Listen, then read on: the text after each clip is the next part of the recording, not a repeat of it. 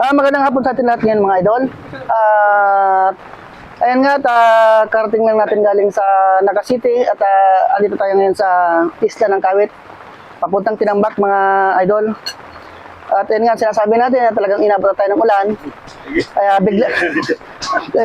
Kaya biglaan tayong naligpit muna natin ang ating mga gamit. Ayan ang mga area, ang dagat mga idol, oh. Ang ganda ng lugar. At ito yung ating mga seafood sito, katapos lang natin mananghalian mga idol. At mayroon pang mga niluluto doon sa loob. Nagpagsawarin kami kasi dito sa Kapitan kasi hindi na mahilig kumain ng mga seafoods. Kaya ayan, in-special natin ang kanilang pampulutan.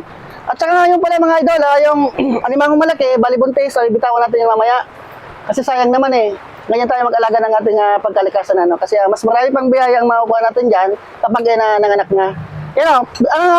Pare, buntis yan mga idol, napakalaki, abutin ng kalating kilo. Buhayan, bibitawan natin mamaya sa bakawan. Ayan ating ito ang ating si Sir Jerry, ang ating gunsmith ng ating grupo. Ito naman ating mga kapitan sa diyan natin. Ayan. At ito ang ating bossing, si Paring Bong. Napakabig. Tama sa kanya itong resort mga idol.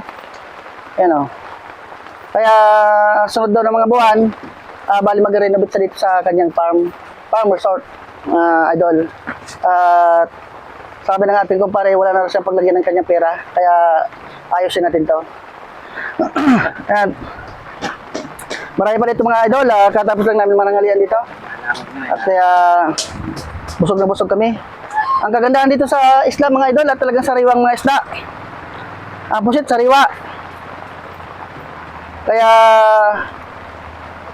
marami pa tayong mga dadalhin doon mamaya pag uwi natin mga idol.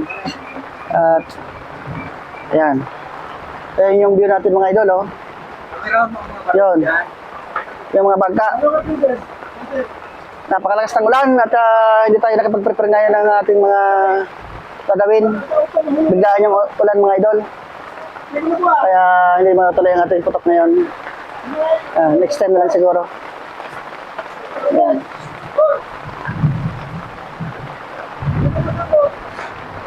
Sir Jerry. At ayan, at maraming salamat mga idol. Thank you for watching.